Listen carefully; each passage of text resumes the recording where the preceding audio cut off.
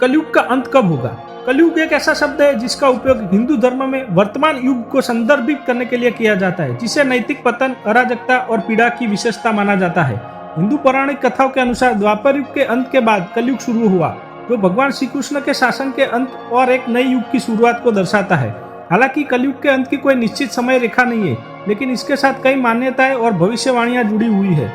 कलयुग के अंत के बारे में सबसे व्यापक रूप से ज्ञात भविष्यवाणियों में से एक का उल्लेख हिंदू धर्म के 18वें महापुराणों में से एक विष्णु पुराण में मिलता है।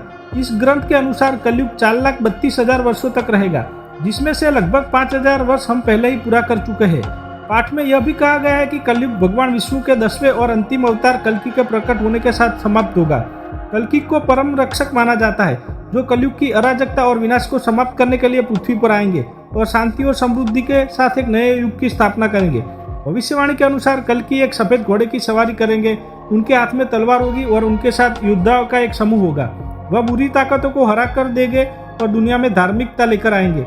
इसके अलावा कुछ और दूसरे विज्ञानों में माना जाता है कि कलयुग का अंत दुनिया के विनाश के साथ होगा। उनका मानना है कि दुनिया आग, बाढ़ और भूकंप से नष्ट हो जाएगी। युगों को 4 अवधियों में बांटा गया है। पहला है सतयुग, यहाँ शांति और समृद्धि का समय था और इसकी विशेषता गुण, ज्ञान और खुशी थी। दूसरा है त्रेता युग, यह कृत युग से पतन का समय था और पुण्य में कमी और पाप में वृद्धि की विशेषता थी।